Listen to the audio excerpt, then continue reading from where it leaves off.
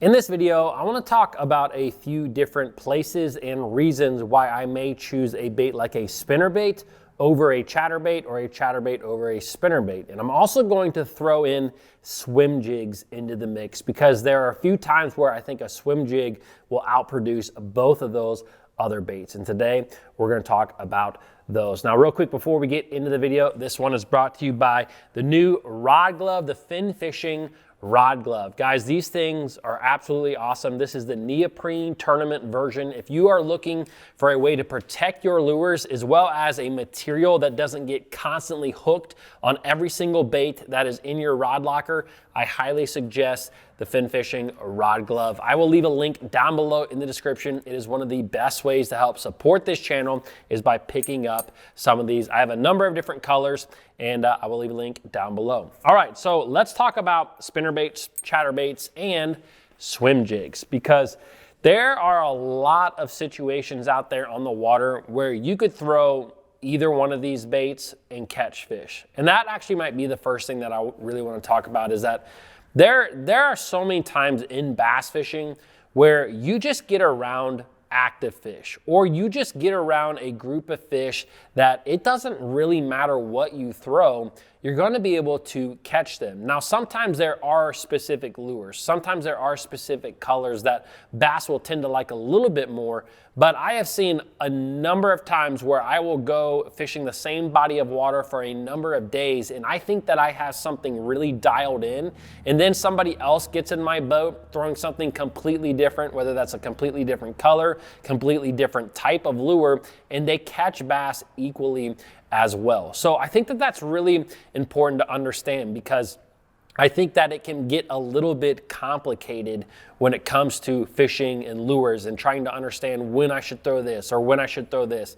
There are times when it doesn't really matter. Now, when it comes to the spinnerbait versus the chatterbait, and like I said, I'm going to throw a swim jig, there are a couple of situations where I do prefer a couple of these lures. Now, the first thing that I want to talk about is fishing in really muddy water. If I am fishing in extremely muddy water, I tend to like a spinnerbait more than a swim jig or a chatterbait. I think a spinnerbait in really muddy water, I mean water visibility where you maybe only have 2, 3, 4, 5, 6 inches of visibility, I think a spinnerbait tends to do a little bit better in that situation. Now, I have also thrown a chatterbait a lot in really muddy water and caught them pretty well.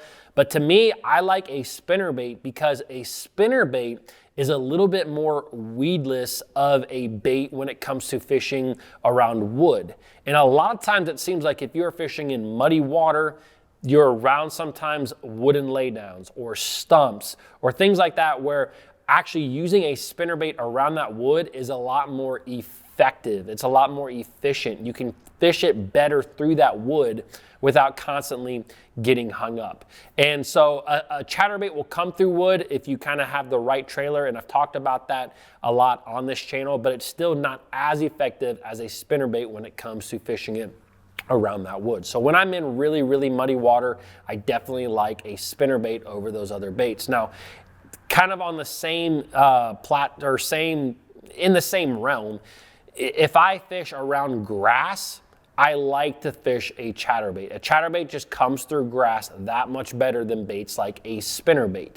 You know, a spinnerbait used to be a bait that I threw a lot around grass, and sometimes I still do, but I don't fish it the same as I do a chatterbait. A lot of times if I'm fishing a spinnerbait around grass, I'm keeping that bait really, really high. A lot of times I'm burning it just below the surface of the water.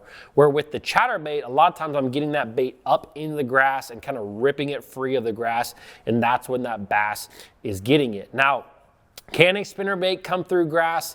Yes, but again, you tend to get that grass where it gets hung up on the blades. There's a couple of areas where it doesn't come through as clean as that chatterbait. Now, like I said in so many of the videos over the course of me ever posting videos, if you get into areas, if you get into situations where it seems like everybody is throwing a chatterbait, then sometimes those are the best situations to switch over to a different bait.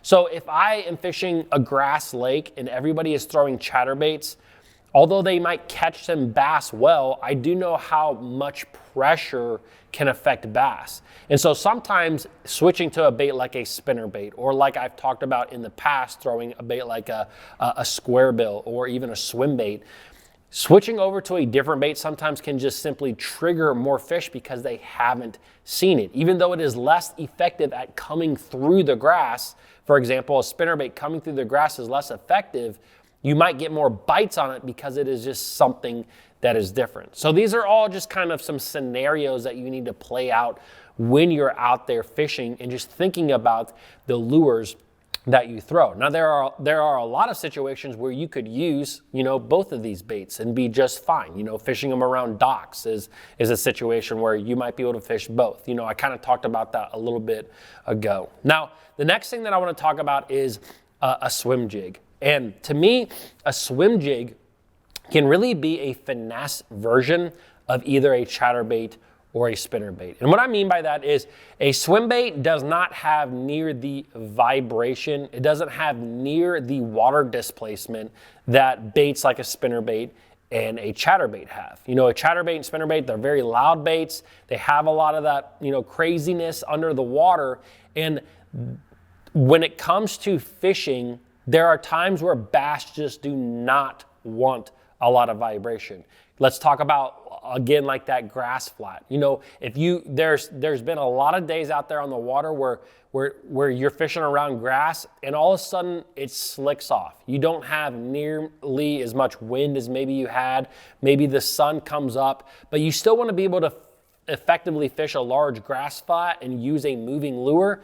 That is a situation where a lot of times using a swim jig and kind of feathering that swim jig through those areas can still get a lot of bites while still covering a lot of water. Because again, a swim jig is very, very subtle coming through the water. You know, it just doesn't have the flash, it doesn't have the vibration. The other thing about a swim jig, when you're looking at the other two baits, to me it is the best bait in extreme shallow water. To me, there are times where you will be fishing and you will find bass that are, you know, especially in the springtime, where you'll have different flats, whether it's you know, like a lot of times these are kind of vegetation flats where they're like, or even in a pond, for example. You could be fishing a pond where there's a really shallow section of this pond where I'm talking like a foot deep, 2 foot deep at max. And in those areas, especially later in the day as that water temp starts to warm up in the springtime, those can be great areas to catch a bass. But the spinnerbait and the chatterbait might be just too much vibration, too much flash in that really shallow water. And those are the situations where I like to pick up a swim jig, cast that bait up there, and all I'm really doing is keeping that swim jig high, and I'm really just kind of reeling it just below the surface. So in my mind, those are kind of the situations where I might favor one of those lures over another. But again, there's a lot of times when you're fishing where it just doesn't matter too much. But I hope you guys enjoyed this video. If you did, give it a thumbs up, and I will see you guys tomorrow. I promise this time.